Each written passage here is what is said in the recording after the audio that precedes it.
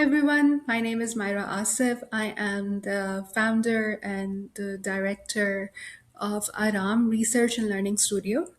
Aaraam started out as a consulting collective of young feminists who wanted to co-work and co-apply to opportunities, and then it developed into a research and learning studio.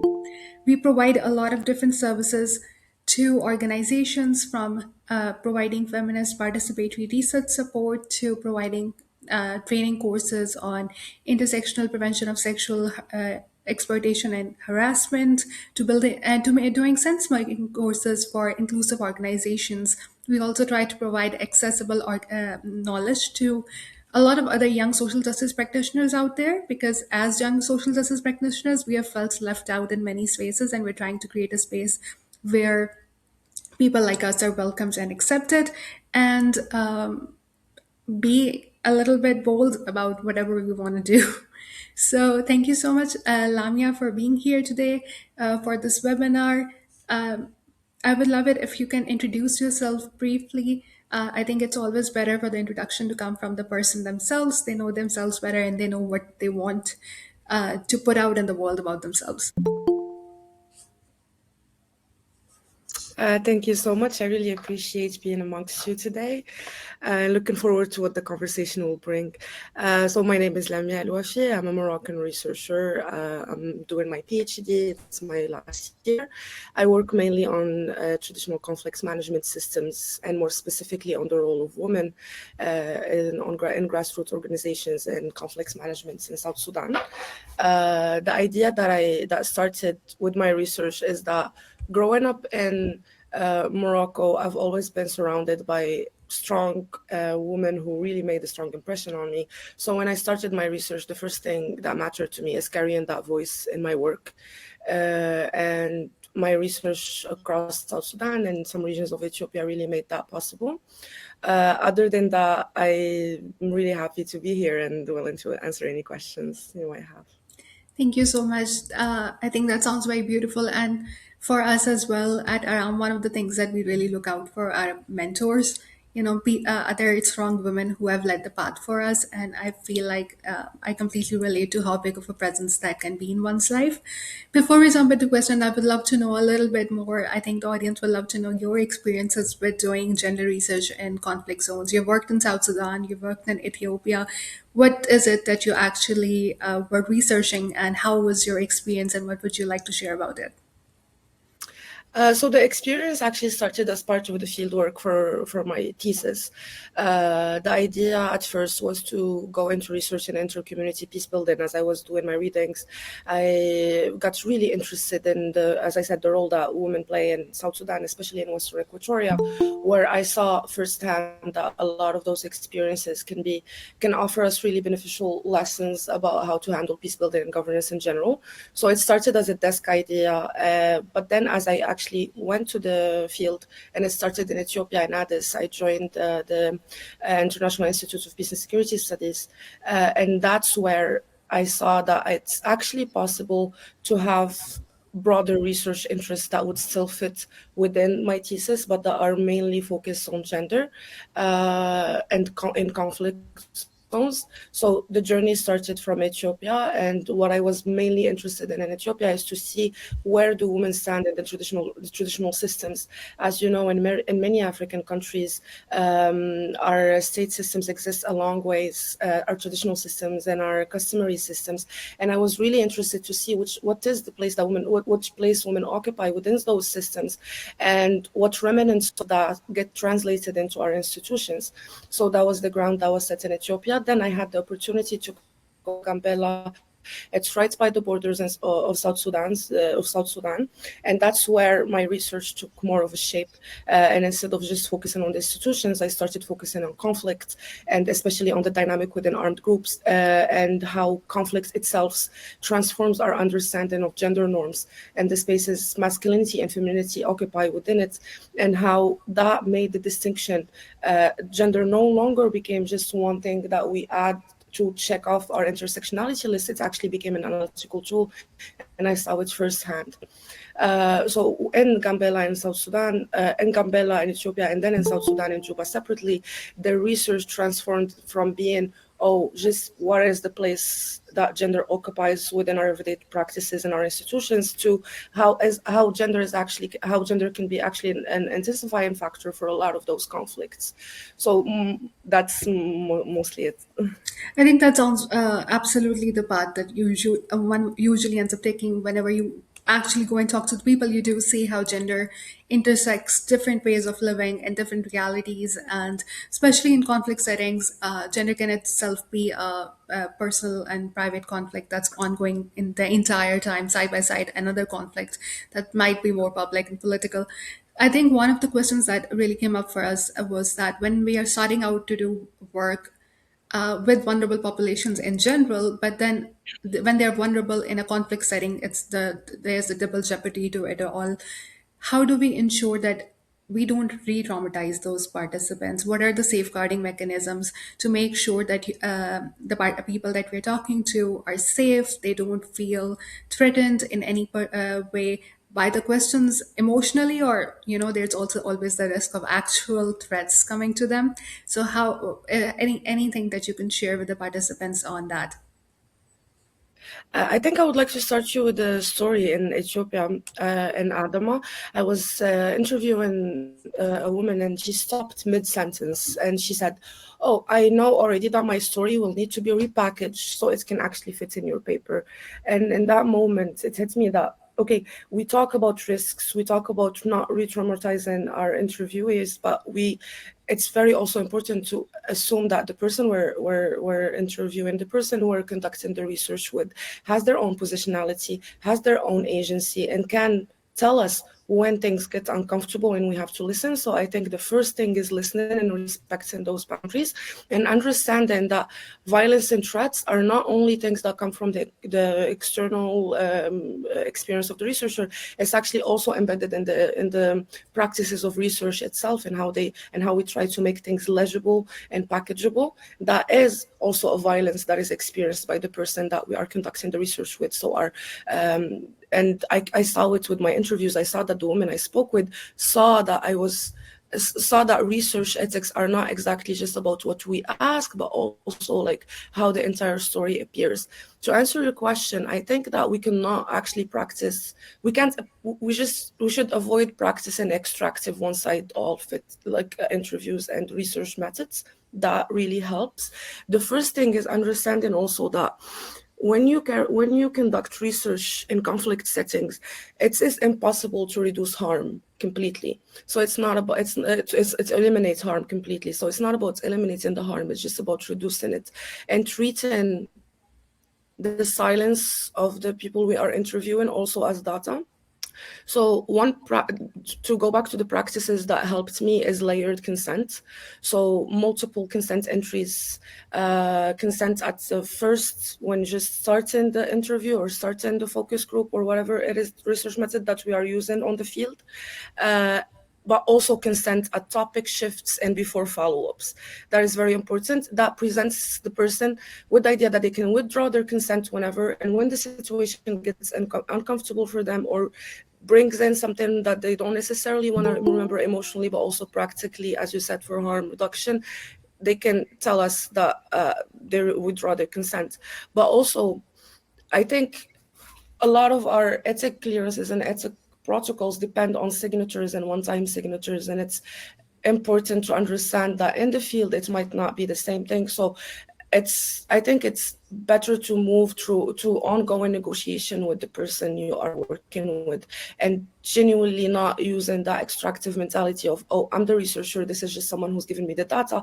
That's the person in front of you, and that takes the burden of the work off for both of you, because instead of it being, okay, objectivity is important, but instead of it just being an extractive duty where you just go into a list, it becomes a conversation where you can actually recognize when the person is getting uncomfortable or where the risk is rising and mitigate it. But also, another point is to use control as a methodological tool. And what I mean by this is to give control to the participants.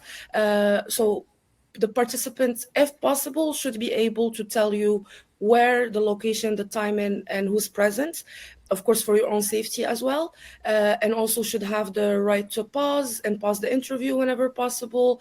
And they should be setting the pace, not the researcher, because they know their story better than you. So even when things get a bit trickier, or when things get a bit emotional, it is part of the journey. It is part of the experience of carrying research in conflict settings. Also, I think non-chronological interviewing, especially if it's an interview, would really help. One thing I adapted is I try to avoid asking the question, oh, start from the beginning, start from the top. I invited more of a thematic talk. That way the person can actually bring in the topics they're comfortable in first and build from there. That way there is a familiarity, and there is a sense of safety that is built. Those are on the emotional and kind of mental things that might arise.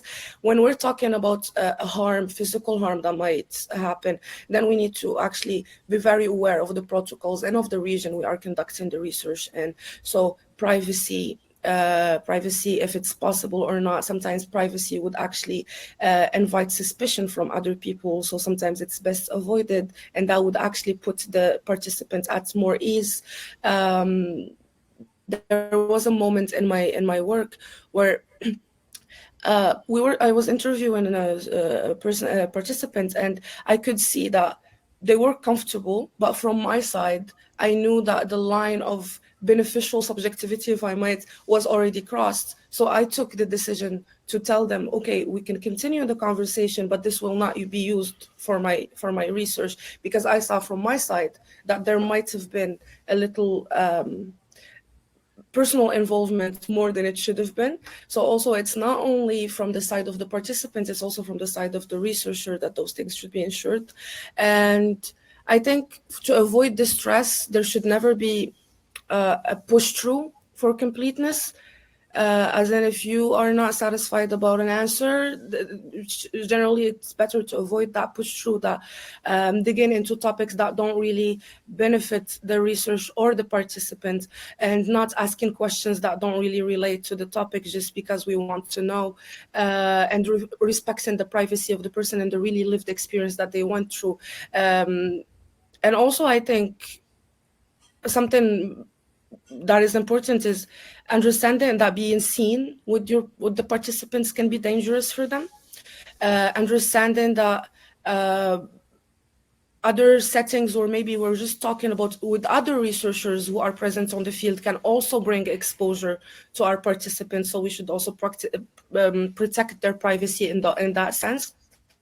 Even in passing, you could be in the same city with another researcher, and they can know that you interviewed someone, and the word travels, and it's not in malice, but those are kind of safeguards that one needs to follow.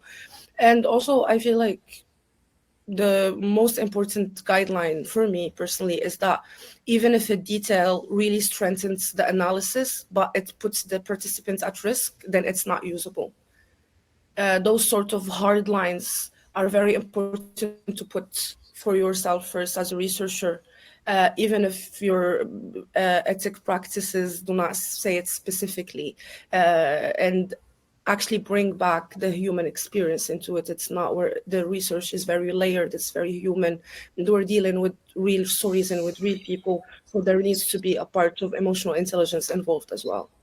I think you've beautifully put in so many points. I have so many questions, and what I really love about the approach that you're talking about is really treating the next person as a human being that you're not using just for a little bit of information for your own sake, and then, but establishing those boundaries early on.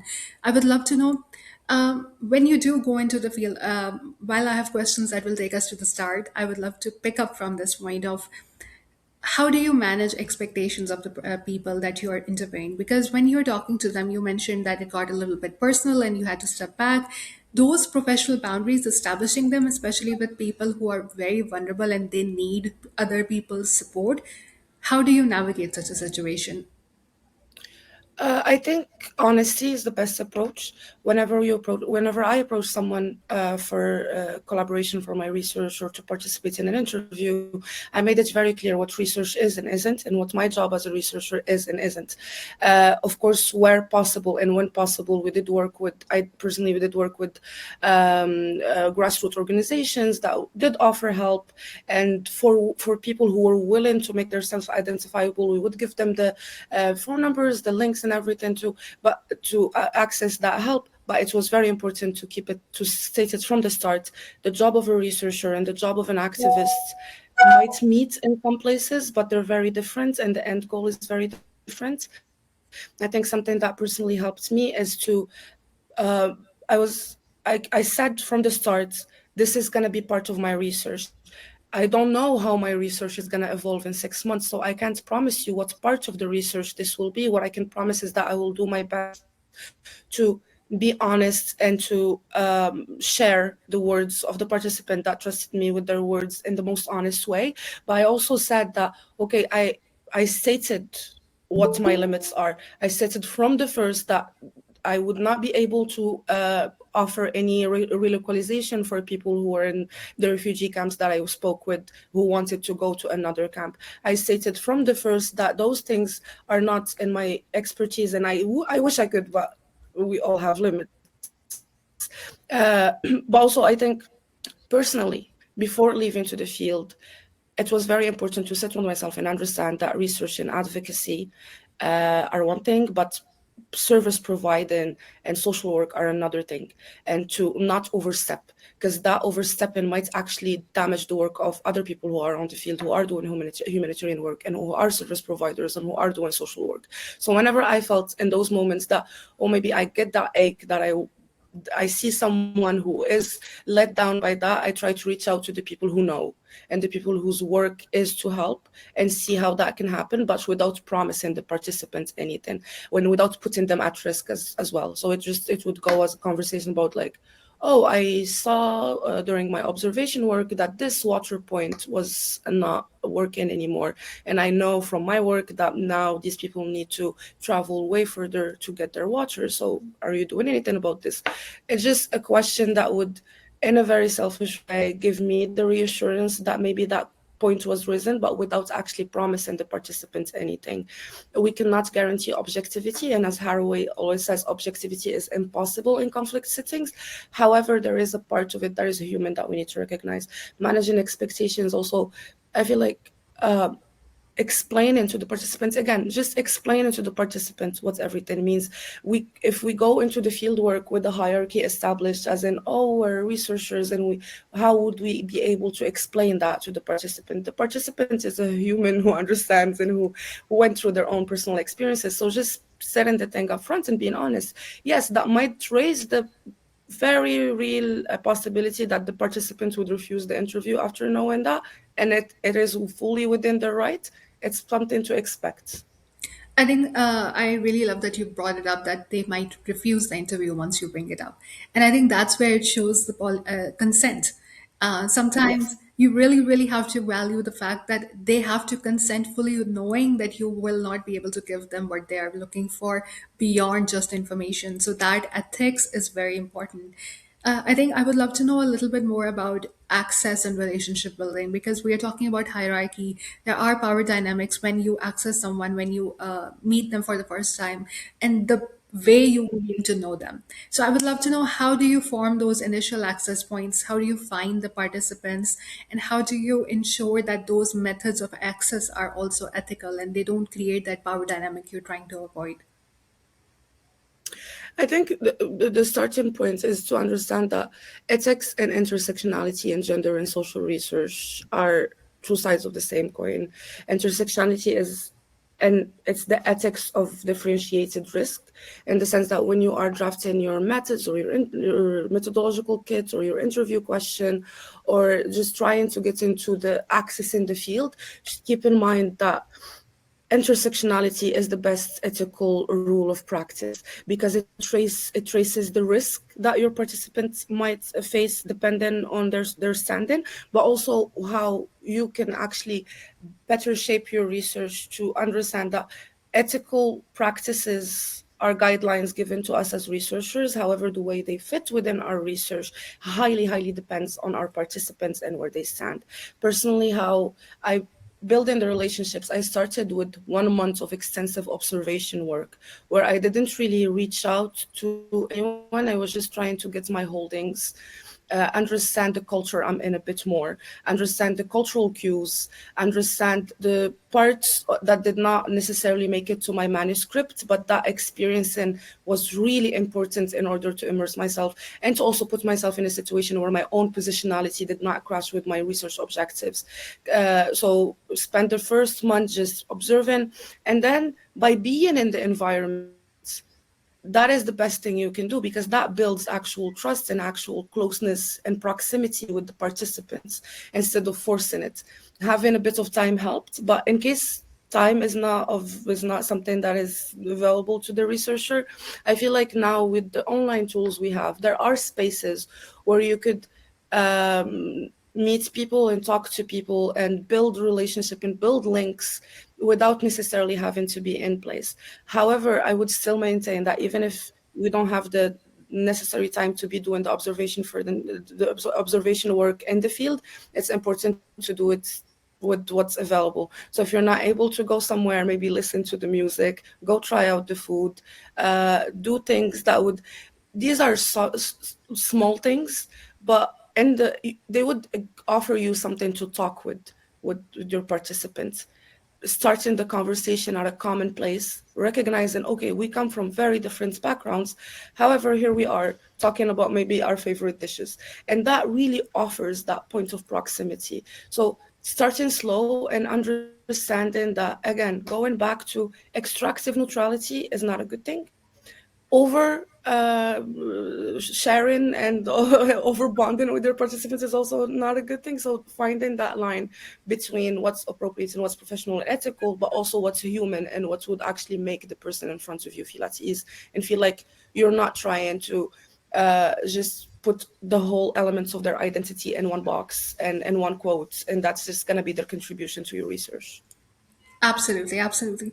I think you brought it up a few times that we as researchers are given an ethics list, and it might not fit given the people that we are actually intending to meet. And I think I would love for you to elaborate on that. Have you ever faced this dilemma that the bureaucratic institutions like academia or any, if you're working with a development organization, their research ethics might want strict consent forms, XYZ documents, and but when you are trying to build a rapport with people on the ground, you might feel that getting their signatures is dangerous, or there are other risks and harms associated. So how do you navigate that red tape bureaucracy and still maintain the confidentiality and just the safety of your participants? That's a very interesting question, and it's actually the case for a lot of the instances. I think, for example, in Gambela, I knew, especially in specific contexts, that written consent would raise surveillance issues. So I had to switch to oral consent and just do the work on my side to keep track of how to defend it whenever it's the time to defend it. So th- those ethical breaks, those ruptures from the ethics chart are gonna happen, and they're very fortunately, in the places where I worked, I didn't have to defend them to an extent where I had to bring up any elements that would make me uncomfortable or share anything about the participant that I knew that would put them at risk. However, there are times where I had to switch from written signatures to oral consent, where I had to, for example, one of the guidelines offered to me by one of the places I work with is to never hold the interview in a public place.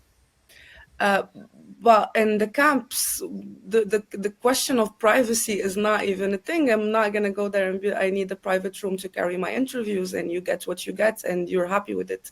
So, and I had to carry the interviews and not in a public place, and document why, and seek the clearances and go to the extra mile to get people to be like, oh, to verify my story. I'm like, yes, she can do that and everything, and offer that to my institution.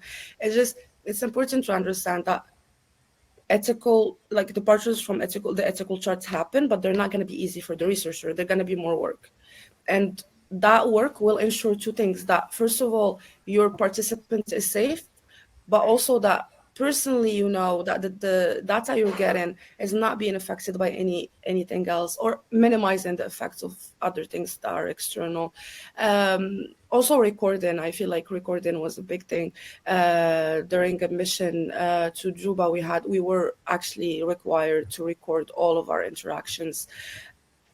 We didn't, most of the researchers on the team didn't. And again, writing everything down, keeping track of every decision, and having that backup for you, and sitting down and doing the extra work on the desk to showcase that here is why I can't do it.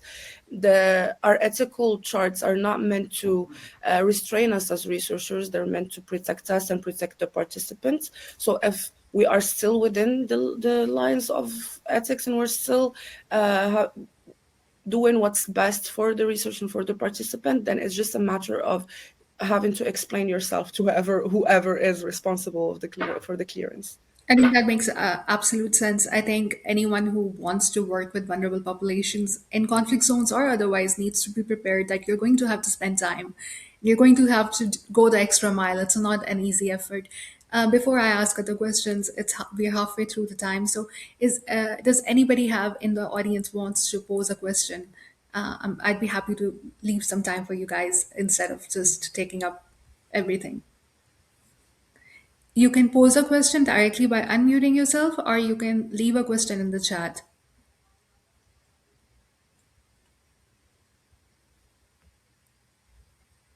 It is also totally okay to not have a question. That's what I'm here for. Yes, please go ahead. Hello, I am audible. Yes, you are. Yes. Thank you so much, Lamia, for sharing your valuable insight, what you experienced during your fieldwork. I am Ashrafi, PhD candidate. I'm doing my PhD in South Asian University, dislocated in Delhi, India. But I am from Bangladesh. Um, I am working on beauty worker of beauty parlor. Um, uh, in the upcoming February, I will start my field work. But before starting my field work, um, I did some pilot field work, and I faced some problems. And from this experience, I want to ask two questions.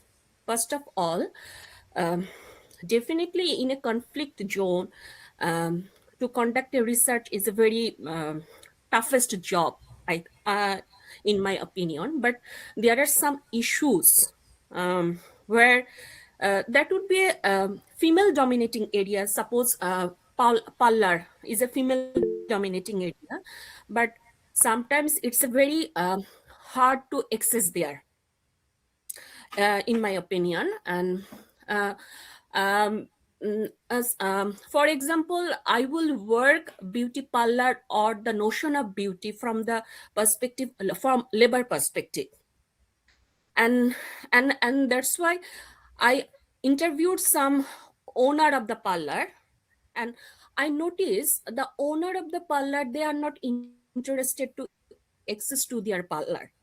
When I talked, when I informed I want to work, I want to ask some question of the worker.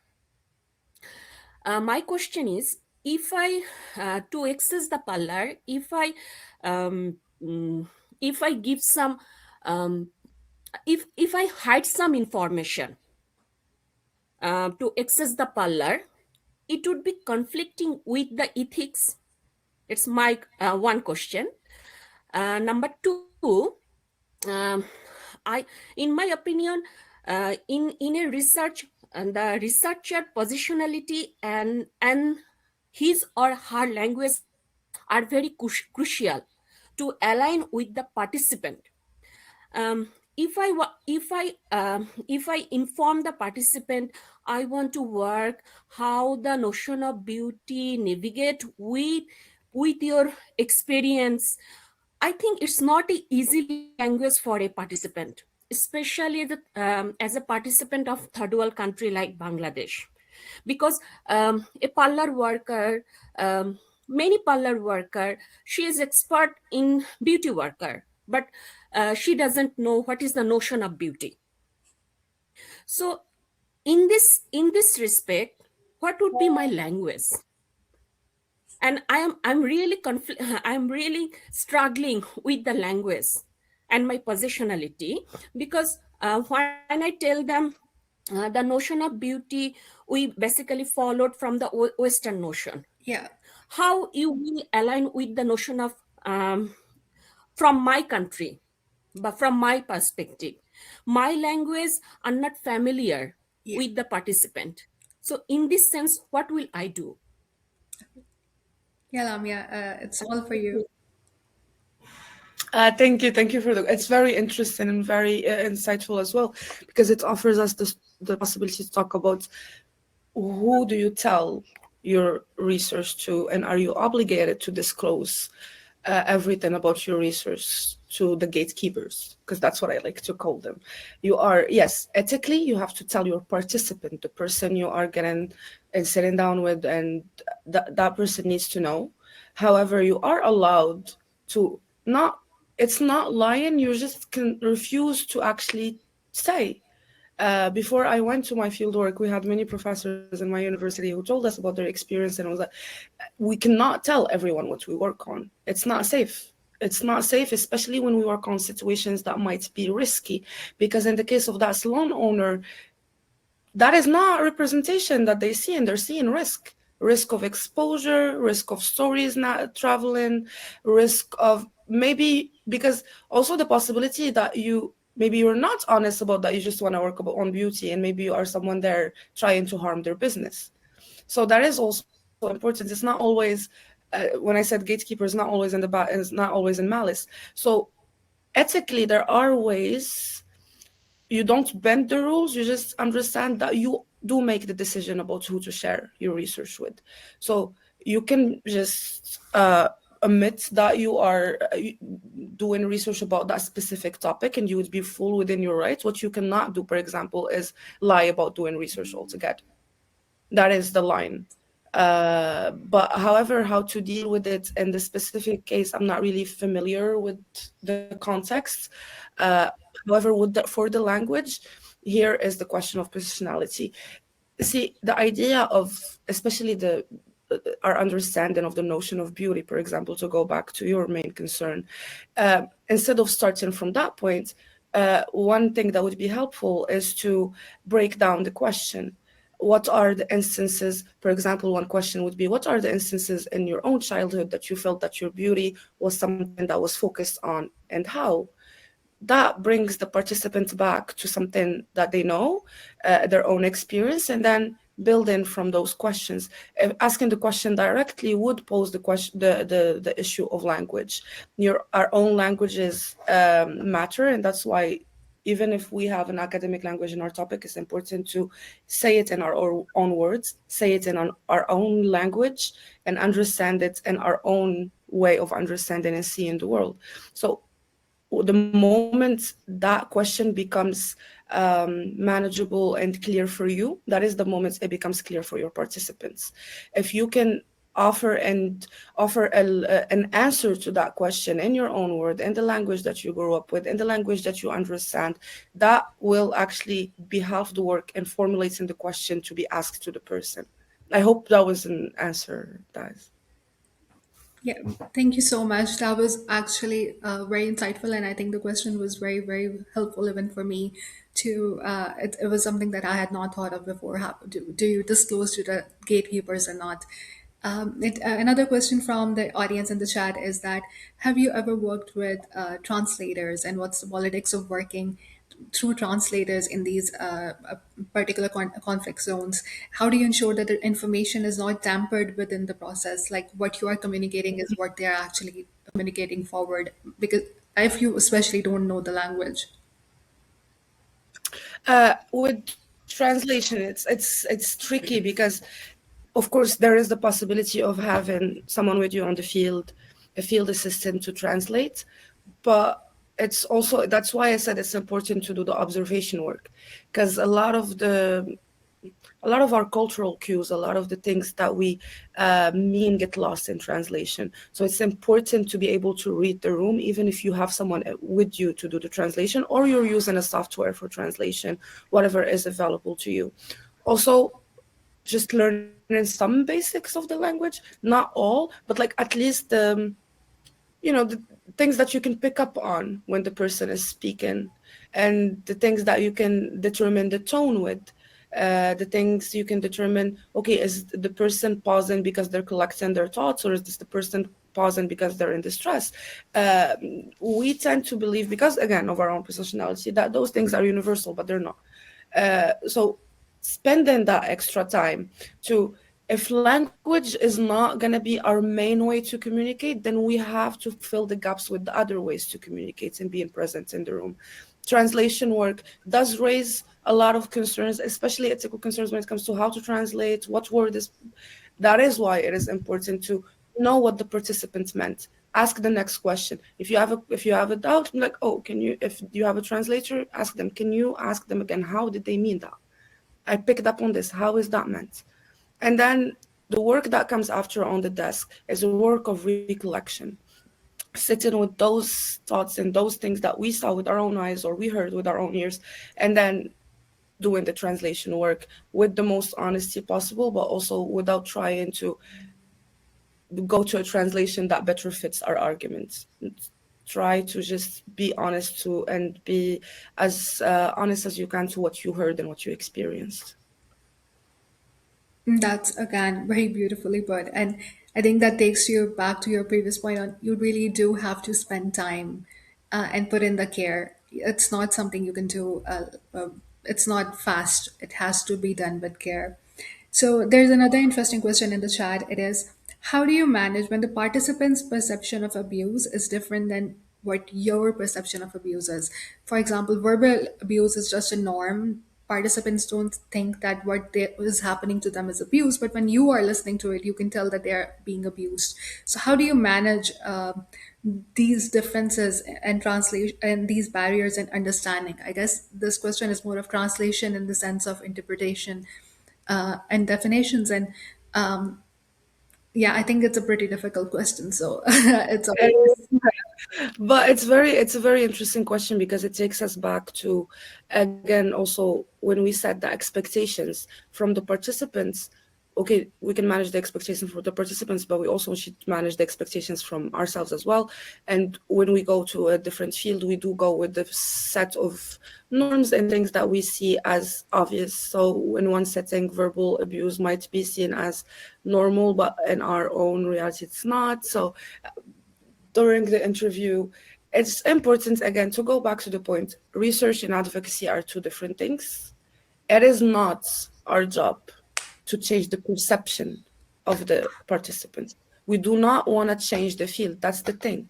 There is a boundary. When a researcher goes to the field, it is of the utmost ethical responsibility to not pollute the field, to not try to change the perceptions of our participants. The research that is being conducted, that is where the research lives, in the nuance. If I go with that perception of violence, of course I can hold my own, and there are things where it's dark or white. It's either right or wrong. So we know that violence, we know that violence is wrong, but we cannot just go like, oh, this instance, you are being subjected to violence.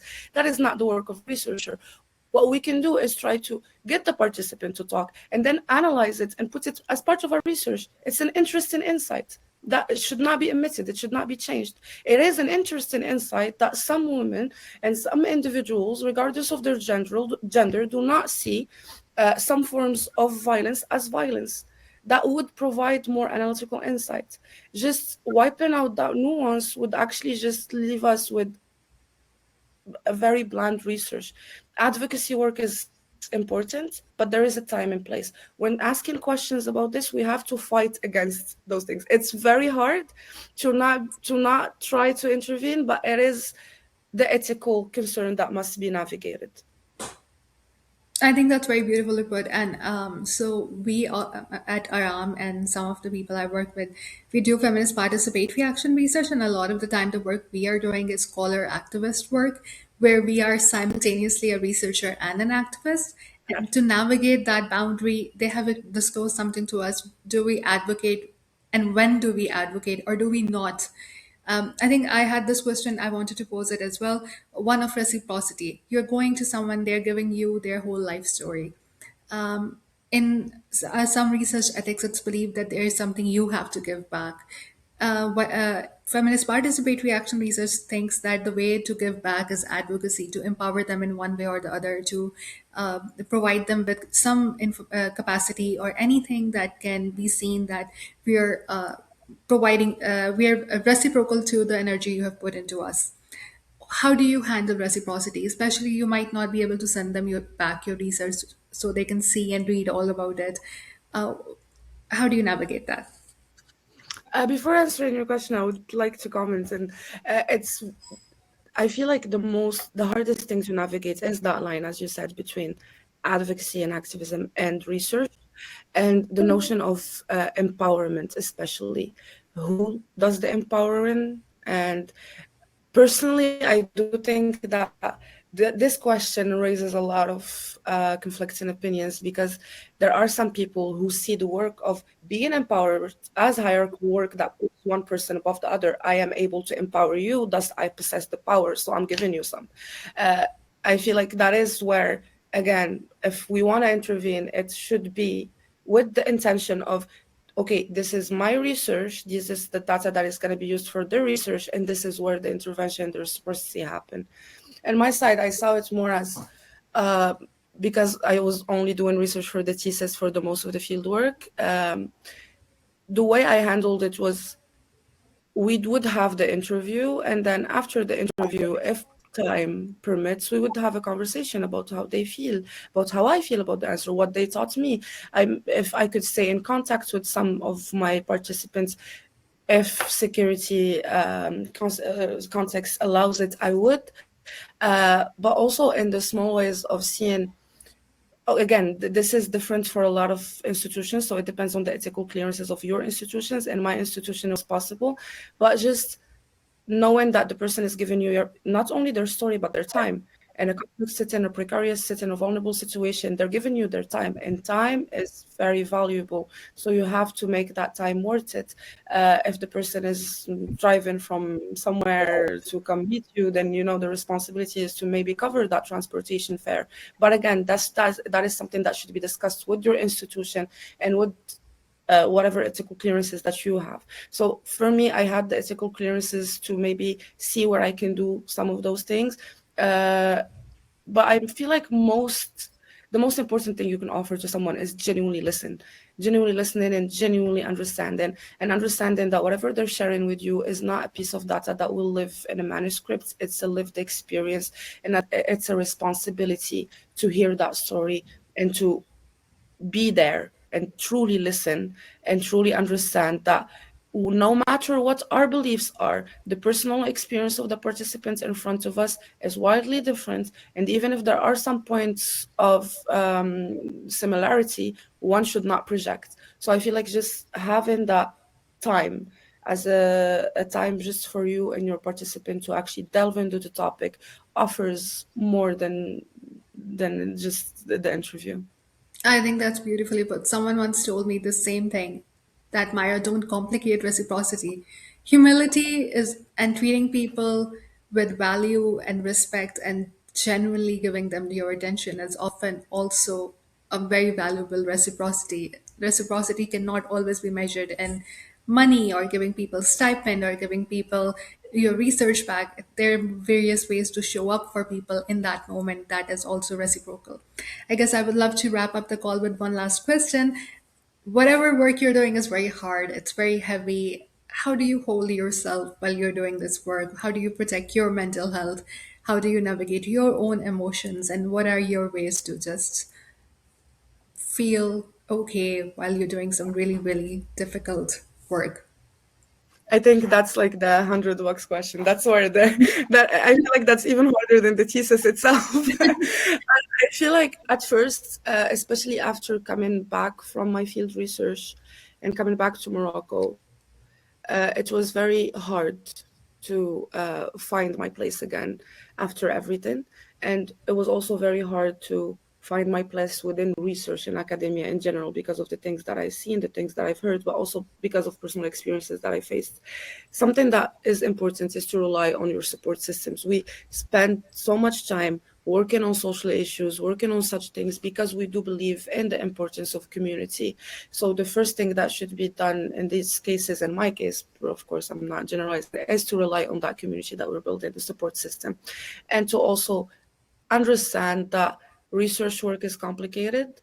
The circumstances in the context might not be the easiest to deal with, and that not being so hard on ourselves and not adhering to, oh, I should feel like this, I should be neutral. I feel like that torments us more than anything else.